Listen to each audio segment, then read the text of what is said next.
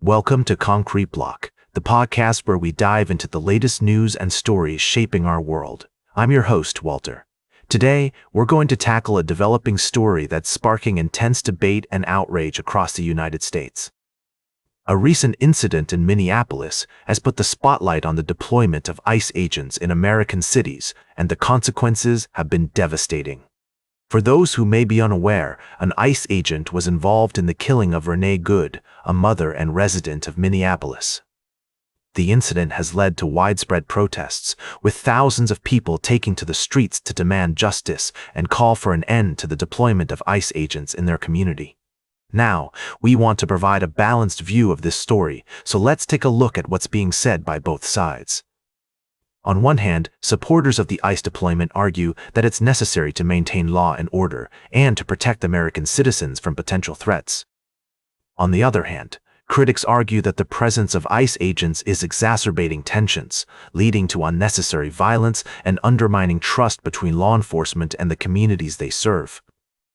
Late-night TV hosts have been weighing in on this issue, with Jimmy Kimmel comparing the situation to a grease fire and suggesting that sending more ICE agents to Minneapolis is like throwing more grease on it. Seth Meyers, meanwhile, highlighted the stark contrast between the two sides, noting that one group is showing up with guns while the other is showing up with bells. As this story continues to unfold, we'll be keeping a close eye on developments and bringing you updates. It's essential to approach this topic with empathy and understanding, recognizing that there are valid concerns on both sides. We need to have a nuanced conversation about the role of ICE agents in American cities and the impact their presence has on communities. We'll be right back with more of today's top news on Concrete Block. Welcome back to Concrete Block. We're diving into a complex and intriguing topic that's been making waves in global politics. The conversation revolves around the Monroe Doctrine, an adaptation of the Monroe Doctrine, which seems to be gaining traction within the White House.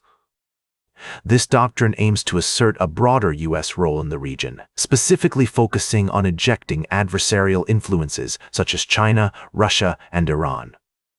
To break it down, the national security strategy published in December has been somewhat overlooked by critics, but its impact is already being felt in policy decisions. The strategy reaffirms traditional pillars of U.S.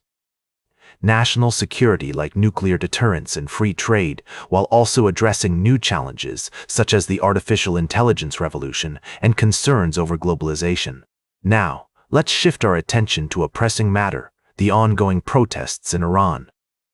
Economic grievances have sparked widespread unrest, prompting the regime to respond with severe measures, including a near-complete internet blackout and a brutal crackdown on protesters.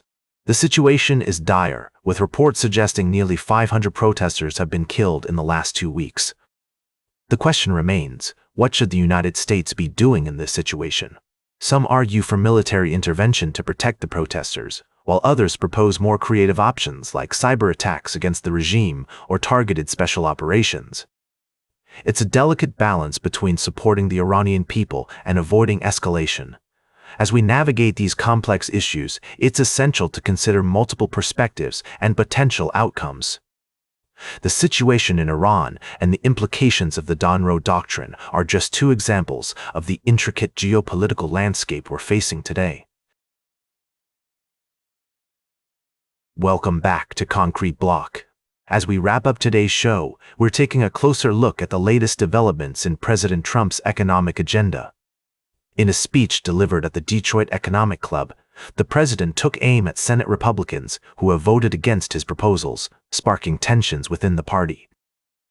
The comments come on the heels of a contentious vote, where a group of GOP senators joined Democrats to limit the president's military authority in Venezuela.